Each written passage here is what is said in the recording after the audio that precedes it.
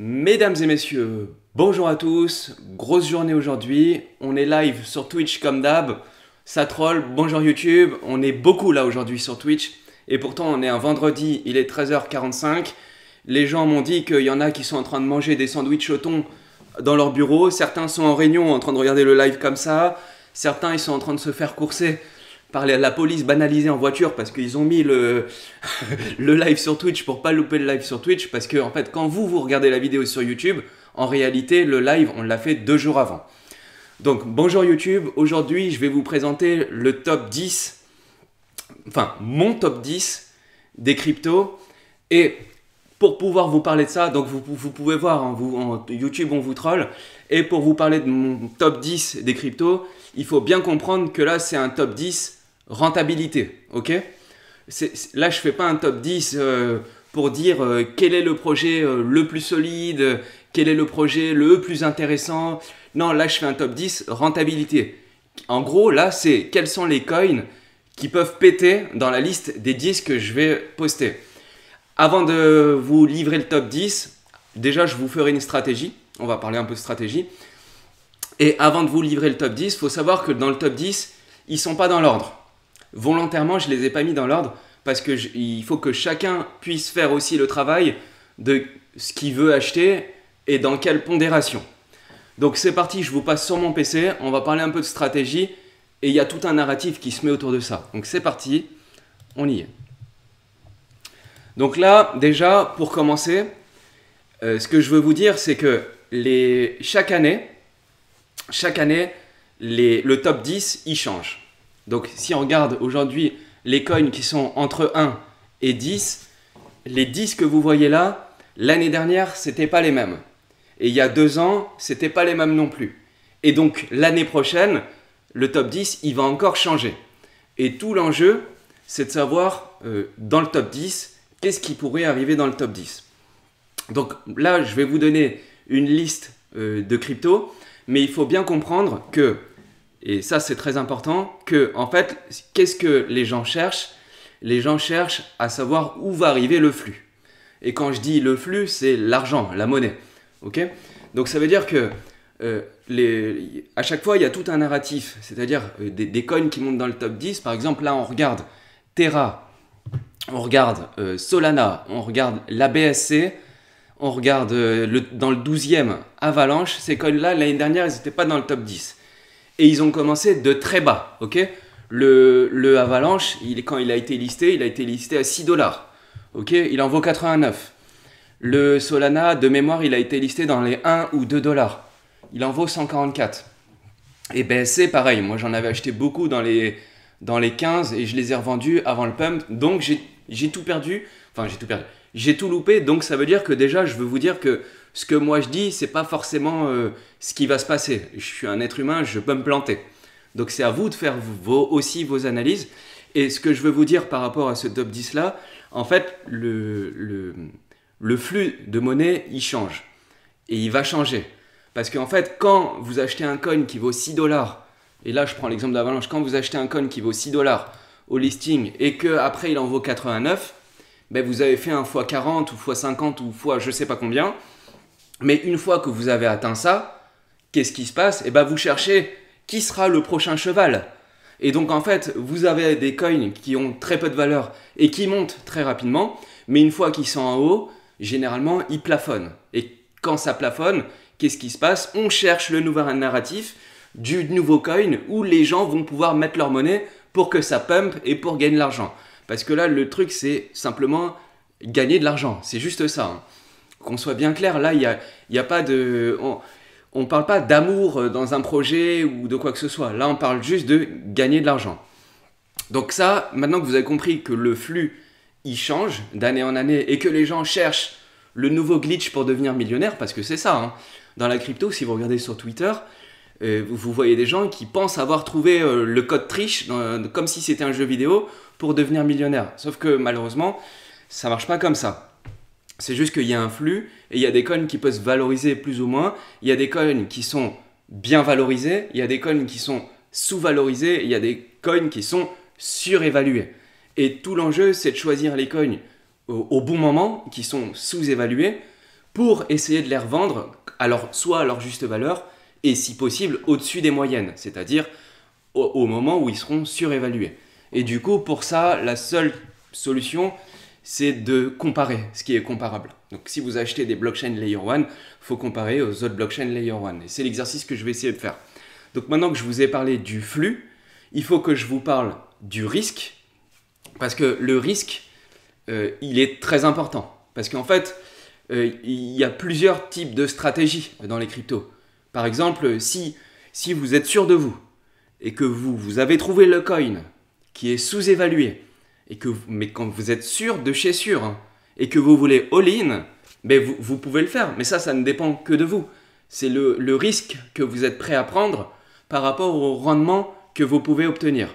Et vous allez comprendre pourquoi je vous dis ça dès le premier coin que je vais mettre en numéro 1, vous allez tout de suite comprendre. Et donc, comme chacun a une aversion au risque qui est différente, il faut bien comprendre que moi, et c'est comme c'est mon top 10 à moi, il faut bien comprendre comment j'ai réfléchi mon top 10, parce que vous allez peut-être pouvoir me dire « Ouais, mais en fait, c'est pas comme ça qu'il faut faire. » Parce que là, dans mon top 10, moi, je vais vous présenter sauf un, et vous verrez lequel, je vous présenterai que donc 9 tokens sur 10 sont des projets qui sont solides et qui sont déjà très fortement valorisés. Donc là, tout de suite, c'est une question de risque et de rentabilité. Mais tout de suite, il y a des gens qui vont me dire « Ouais, mais attends, pourquoi tu achètes des coins qui valent déjà, qui sont déjà supérieurs à 1 milliard de market cap, alors que tu pourrais acheter un coin qui vaut 5 ou 10 millions de market cap, et s'il monte à 100 millions, bah, j'aurais fait un x10. » Et c'est vrai, et c'est tout à fait possible. Mais comme là, c'est mon top 10, il faut bien comprendre que moi, je sélectionne que des coins qui ont du potentiel, mais qui sont déjà établis et où on prend assez peu de risques. Bien qu'il y a des grosses variations. Hein. Attention, hein, on peut se prendre des divisés par 2, divisés par 3, sans aucun problème. Mais donc, je veux bien comprendre que quand vous regardez ce top-là, c'est que moi, j'applique un risque minimum, on va dire.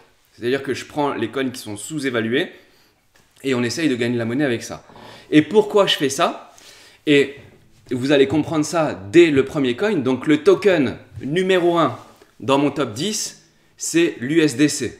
Et là, vous allez me dire, mais qu'est-ce qu'il raconte? Il est hors sujet ce mec-là, mais il fait n'importe quoi. C'est peut-être que vous allez vous dire ça et je peux vous comprendre. Et vous allez comprendre pourquoi je vous dis ça. Parce que avoir de l'USDC, moi je pense qu'il faut en avoir en 2022 et il faut en avoir même tout le temps. Tout le temps, et je vais vous donner un exemple très simple parce que là je vois dans le chat, il se dit what MDR, quelle tristesse et tout.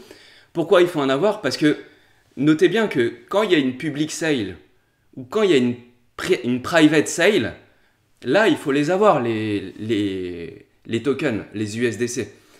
Parce que quand se présente un événement, comme par exemple, et là il y en a plein qui vont comprendre tout de suite, quand il y a un événement comme une public sale qui s'appelle TechFlight pour le Glimmer, où on vous propose des tokens à 25 centimes, on vous propose des tokens à 25 centimes au moment où le projet n'a pas encore fait ses preuves et au moment où il n'y a pas encore beaucoup de monde qui y croit, la réalité, c'est que derrière le token à 25 centimes, il en vaut 15 dollars, pardon.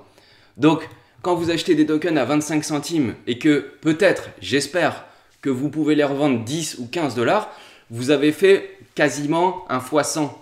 Okay, donc d'avoir des USDC, ça sert à ça. Ça sert à pouvoir rentrer dans des projets sans avoir à sacrifier le reste. Et donc ça, c'est le premier point, pouvoir participer à des publics et à des private sales. Il faut le faire parce que, en fait, comme je vous disais juste avant que je vous propose un top 10 qui est non risqué, mais en fait, le risque, on le prend après. Enfin, moi en tout cas, je vous parle que de moi, mais moi le risque, je hold des tokens qui sont solides et après derrière je prends des risques. Et je prends des risques en rentrant dans des public sales, dans des private, même dans des trucs un peu foireux des fois. Mais ça, je le fais avec des tokens qui sont directement disponibles. Ça c'est le premier point, donc pour rentrer dans des projets en phase prématurée, parce que où est-ce que vous gagnez le plus de monnaie? C'est quand vous rentrez dans des phases prématurées. C'est ça le truc. Et après les USD là, rien ne vous empêche de les mettre en DeFi ou autre, tout est possible. Et deuxième point, on n'est pas à l'abri d'un market qui se pète la tronche aussi. Et si le market il se pète la figure vers le sud, tous les tokens que je vous aurai présentés, ils iront vers le sud. Et vous serez là à avoir peur, à flipper et tout. Donc c'est pour ça que, et je ne l'ai pas mis dans l'ordre, hein. Je veux juste commencer par ça, parce que en fait c'est lié à la stratégie que je vous annonce. Donc le premier token pour moi, c'est l'USDC et il faut en avoir tout le temps. Et ça c'est ma règle à moi. Jamais all-in, avoir toujours des USD, et je peux vous dire que ça sert, parce que quand vous avez besoin de les utiliser, vous êtes bien content quand tout saigne de pouvoir re-rentrer ou de pouvoir rentrer dans des plans. Ensuite, vous l'avez vu hier, j'ai posté une vidéo, le token numéro 2, ça va être le Link. Le Link est pareil, je répète, mais c'est pas dans l'ordre, hein, donc vous pourrez les prendre comme vous voulez. Mais le Link, alors je ne vais pas vous refaire toute la vidéo, mais vous avez compris, le Link, il y a 3 choses en 2022. Il y a le PDG là qui va commencer à appliquer ses contacts, à utiliser ses contacts, l'ancien PDG de Google. On a le CCIP qui sont en train de faire, qui va arriver plus tard dans l'année. Et on a le staking sur le Link. Et ça, c'est des choses qui ont du potentiel pour 2022. Alors le Link, le truc c'est que là, au moment où je vous fais la vidéo, par rapport à quand j'avais posté mon tweet, et du coup, suivez-moi sur Twitter si vous voulez les trucs en temps réel, parce que ce que je vous présente là, en fait, dans les cryptos, ça bouge très vite. Et sur Twitter, je l'avais proposé déjà le Link il y a un moment, et en fait, il fallait le faire. Bon, là, c'est mon petit graphique à moi. En vert, c'est là où j'ai acheté, et en bleu, c'est là où je compte renforcer encore un petit peu, et en rouge, c'est ma première zone de vente. Donc en fait, moi, j'avais proposé déjà sur Twitter.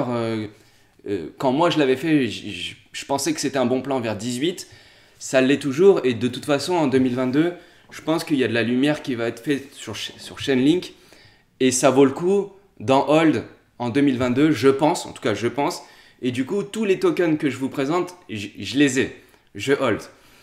Et après, en fonction des zones, ça on verra où ça peut nous mener. Et je vois que là il y a un message sur le chat de Sapeur Ambianceur qui me dit j'ai hold mes links depuis les 1,80, 1,80$. Donc ça c'est cool. Ensuite, donc le numéro 3, Atom Cosmos. Alors là, ça il n'y a plus de surprise, hein. De toute façon ça fait longtemps qu'on en parle. Et pareil, sur Twitter, j'avais fait un peu comme le Link. C'était les 2 premiers sur lesquels j'avais parlé sur Twitter. Et pareil, je l'avais proposé, je l'avais proposé, vous faites ce que vous voulez, mais je l'avais acheté, moi la première fois à 24,38, et après il a baissé encore, et du coup j'avais racheté à 20,42. Et après je les ai hold, et du coup là il en vaut 37, mais il a déjà beaucoup monté, hein, il a quasiment fait 1x2 entre les 20 et les 37, mais en fait Atom c'est plus une surprise. En 2022, je veux dire, comme je vous disais au début de la vidéo, les gens ils cherchent le nouveau flux. Et là, il y a tout un marketing qui s'est monté autour de Cosmos, Atom. Et en fait, Atom, ce token-là, le truc c'est que la team Cosmos, le projet Cosmos, leur marketing, il est pourri de chez pourri de chez pourri. Clairement, le marketing, c'est ce que je pense, pour moi, c'est de la merde, le marketing de Cosmos. Mais là, le truc, c'est que c'est pas eux qui font le marketing. Là, en ce moment, vous avez on a l'impression qu'il y a un consortium d'influenceurs et tout le monde chill. Et c'est du chill pur et dur, hein. Sur Twitter, quand ils disent Atom 2022, Go to 150, c'est du chill. Certes, mais là, on est là pour le rendement. Et de toute façon, quand il était à 20, bizarrement, il y avait beaucoup moins de personnes qui le chillaient, le Cosmos. Mais de toute façon, ce qu'il faut regarder, c'est le top 10. Et si vous le regardez, le Cosmos, il est en 20e position. Et en fait, le truc, là, je vous avais parlé du Link juste avant et du Cosmos Atom juste avant. Mais en fait, Cosmos et Link, moi, je pense qu'ils peuvent très bien arriver dans le top 10, sans problème. Voire les deux même, ils peuvent arriver même un peu plus haut, se rapprocher du top 5, c'est possible. Et du coup, si on regarde, juste on fait un calcul assez simple, hein, mais si on regarde le Atom Cosmos, il a 37, il a 10 milliards de market cap. Si vous regardez le dernier, le numéro 10, il est à 28 milliards de market cap.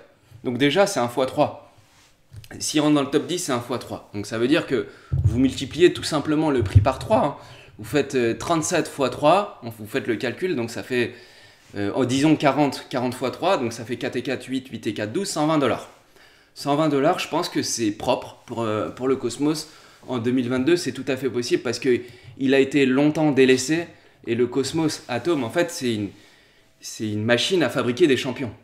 Cosmos, il fabrique des champions, mais lui, il est toujours délaissé, le Cosmos. En fait, si vous voulez, quand je dis qu'il fabrique des champions, ça veut dire que les champions utilisent les services et créent des blockchains par le SDK, par le Cosmos, si vous voulez.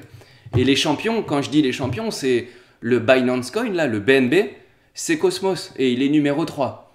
Et vous voyez le truc, en fait, c'est que enfin, si vous voulez, c'est un peu on peut un peu comparer ça à l'élève a dépassé le maître, si vous voulez. Parce qu'il propose un service, et ceux qui utilisent le service, ils ont fait largement mieux. Donc le BNB, c'est un token de l'écosystème Cosmos, mais Terra, qui est top 10, pareil, c'est pareil. Le crypto.com, c'est pareil. Et derrière, on a Cosmos. Ça veut dire qu'il y a déjà 1, 2, 3, 4. Il a 4 champions qui sont plus hauts que lui. Donc lui, il mériterait, je pense, de remonter un petit peu. Numéro 4, il y a Phantom. Phantom, c'est très intéressant aussi. C'est une blockchain Layer 1 qui, je pense, en 2022, a aussi toutes ses chances. Alors, là, ça doit durer 2 minutes, donc je ne vais pas vous faire toute l'analyse de Phantom et de ce qu'ils sont en train de faire, etc.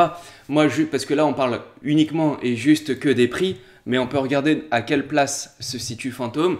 Ils sont 25e, donc ils sont un peu en dessous de Cosmos. C'est aussi un petit peu moins qualitatif que Cosmos.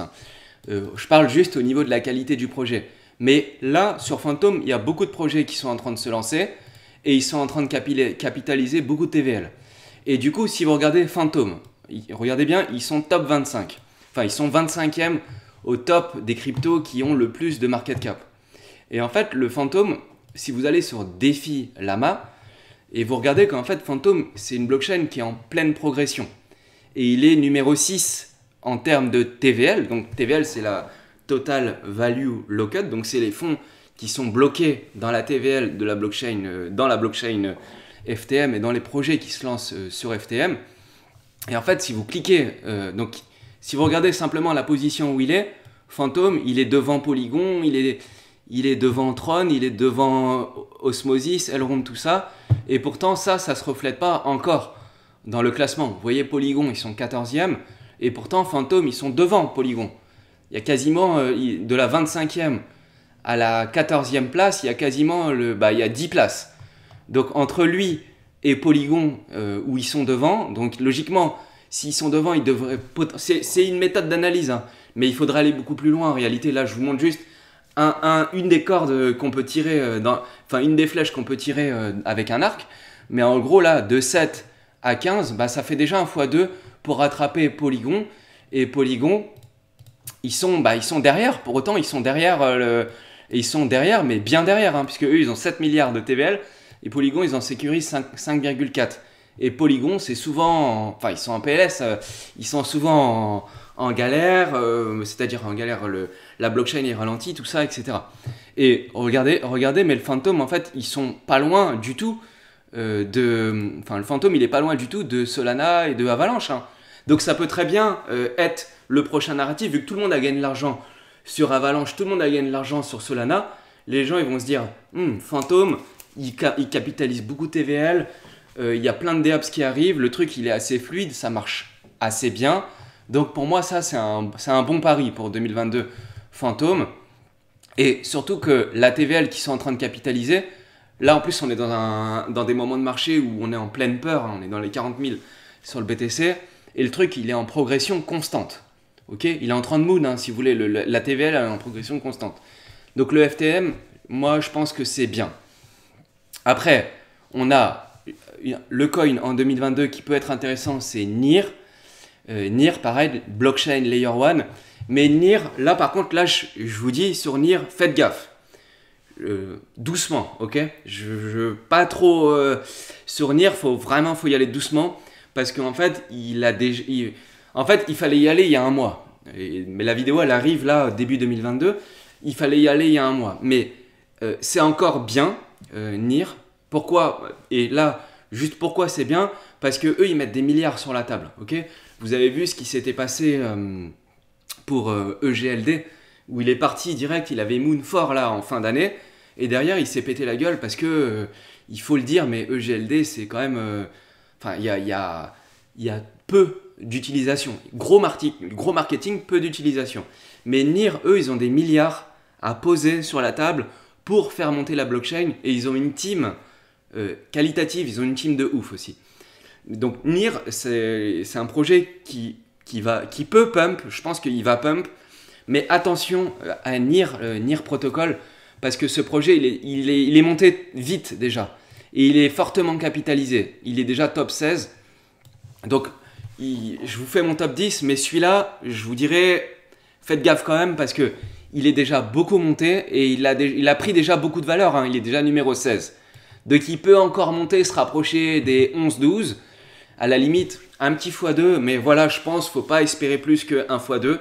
Mais c'est déjà pas mal hein, en 2022, parce que l'actualité, elle, par contre, l'actualité sur NIR, elle est... En fait, c'est maintenant, quoi. C'est maintenant que ça se passe. Ça ne sera pas pour la fin d'année. Je pense que ça sera déjà trop tard en deuxième partie de l'année. Et donc, NIR, je pense que ça vaut le coup. Ensuite, j'en ai un à vous proposer, c'est le BTC. Parce que le BTC, et là, je parle surtout pour ceux qui ont un wallet qui est important. Parce qu'en fait, le BTC, je ne le présente plus, mais ça, c'est une valeur qui est sûre. Mais le BTC, en fait, il est utilisé et utilisable comme réserve de valeur. Donc quand le market il baisse un petit peu, ce qui est cool, c'est qu'avec le BTC, même si on perd en valeur dollar, derrière on peut réattaquer des cryptos en vendant le BTC contre d'autres cryptos avec la paire BTC. Et en fait, le BTC, moi en 2022, j'en hold encore, même si, et je suis d'accord pour ceux qui vont me dire que la BTC dominance est en baisse et qu'on risque d'avoir une perte de force du BTC.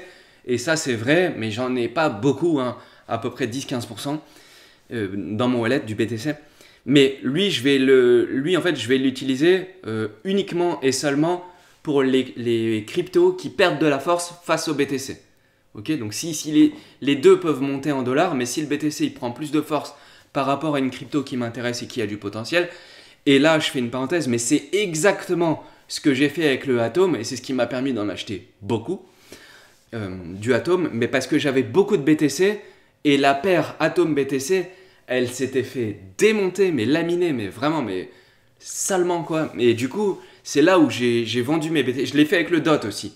J'avais beaucoup de BTC, le BTC, il a explosé le DOT. Qu'est-ce que j'ai fait? J'ai swappé, et derrière, les deux tokens, ils ont repris de la force face au BTC. En gros, ça m'a permis de faire une grosse accumulation de crypto massive quand même. Franchement, c'est quand vous gagnez 20, 30, 40, 50% ou même 100%, deux fois plus de tokens que ce que vous aviez avant, c'est ce que j'appelle une accumulation massive.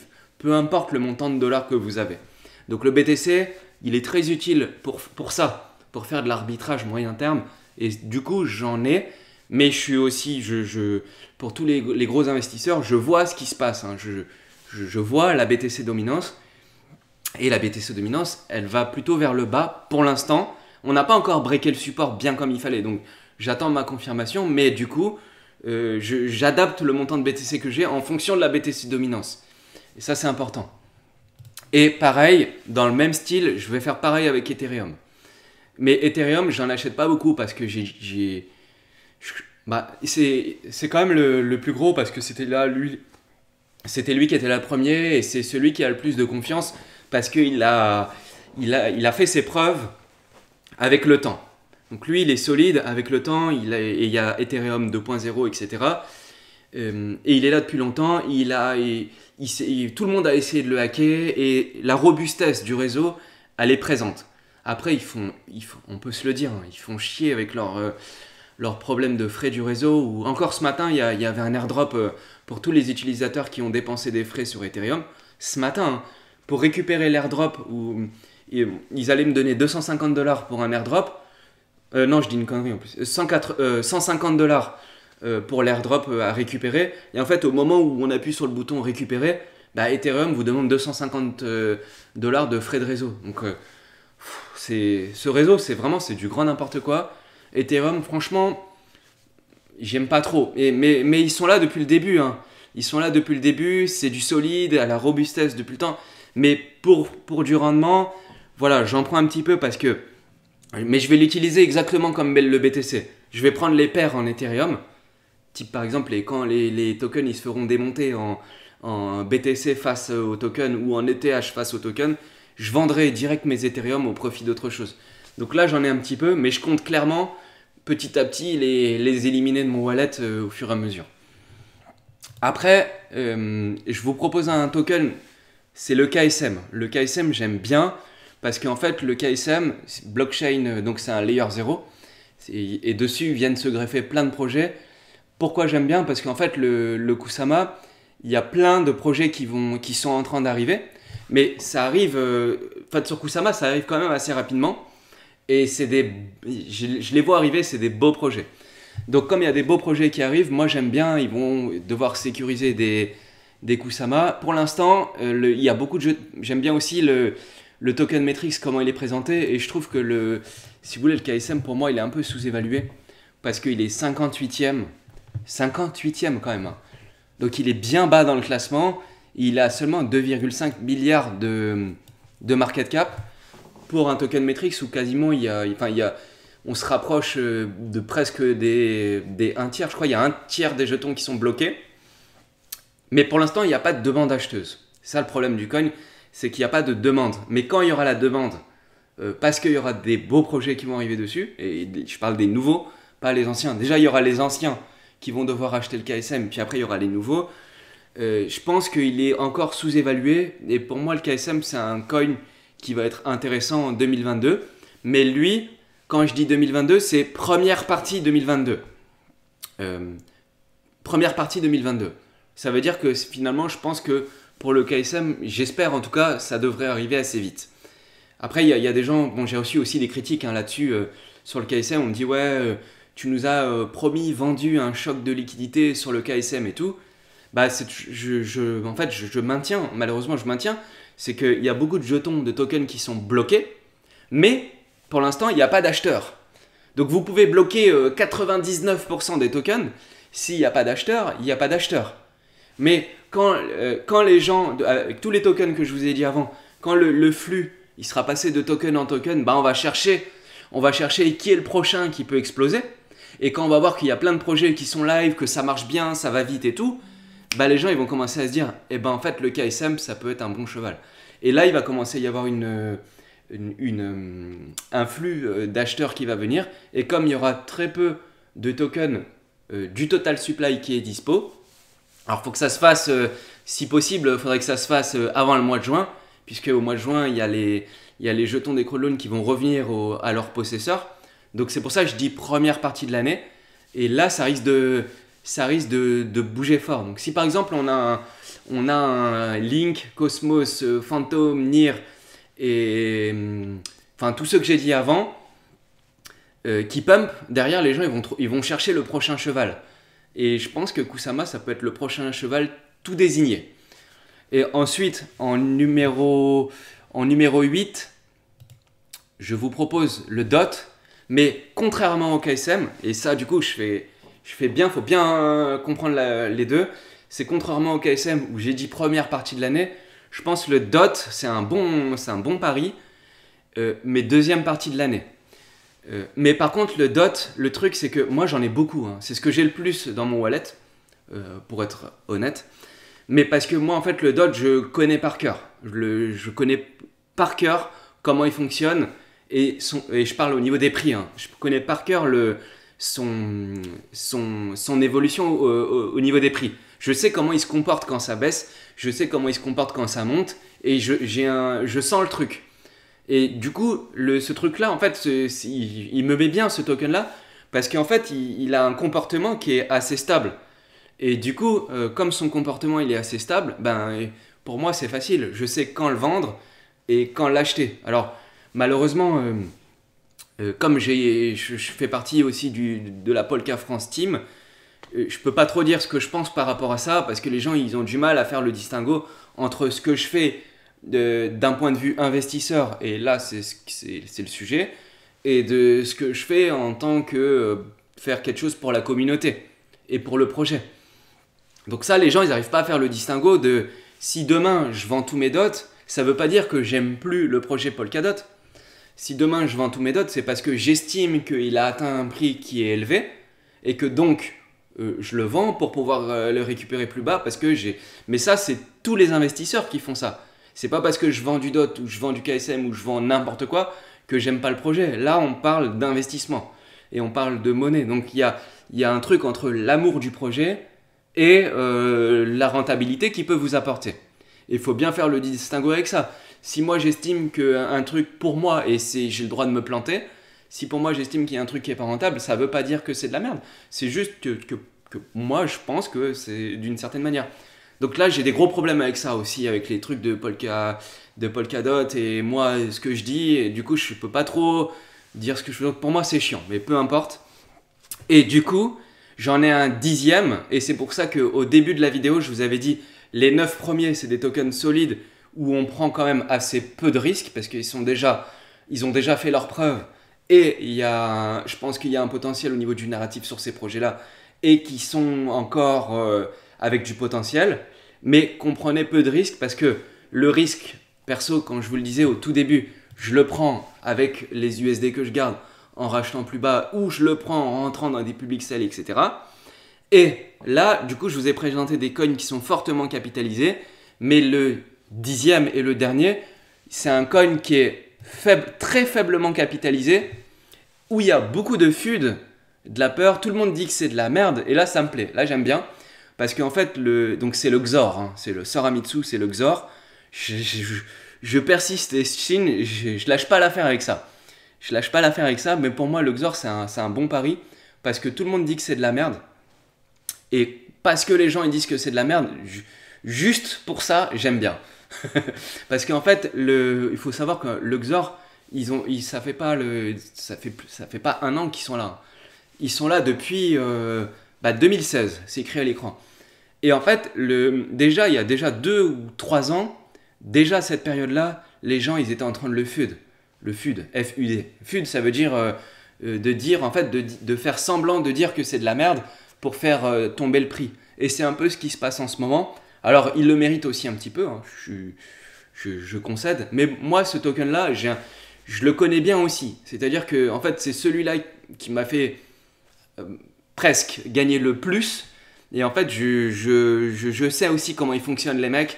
Et donc, j'aime bien. Donc, je le fais. Mais par contre, ultra risqué. Donc, là, je dis que j'en achète. Mais je vous rassure, hein, c'est 1% de capital. C'est pour jouer. Et il fallait un bonus dans le top 10. Donc c'est mon petit bonus. Mais vraiment, si vous voulez faire un truc là-dessus, allez-y doucement. Ok? Allez-y doucement. Mais là, en dessous de 100$, pour moi, j'aime bien. Et donc du coup, je vais regarder où il est. Je ne sais même pas s'il est dans le top 100. Bah, il est même pas dans le top 100. Donc c'est ça qui est cool. Merde, je me suis trompé. Donc c'est ça qui est cool. Donc on va regarder, il est combien? Hop. Il est très loin. Il a 40 millions de market cap. Donc là, c'est un mini cap.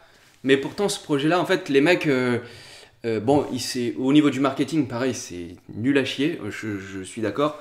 Mais moi, de toute façon, à l'époque, pour ceux qui m'ont suivi quand j'avais créé le premier réseau en décembre 2021, et ceux qui sont là, qui me connaissent depuis longtemps, ils étaient là à l'époque.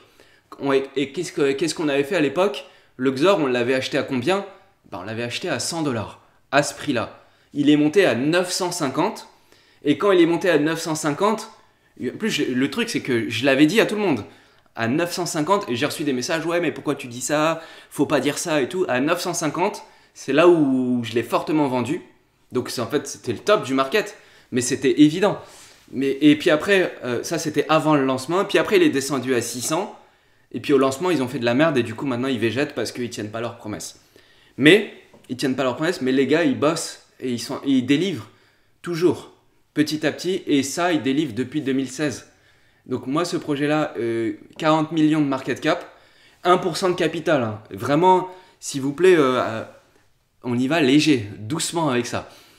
Mais ça, moi j'aime bien et du coup je le mets dans mon top 10 et je le mets numéro 10.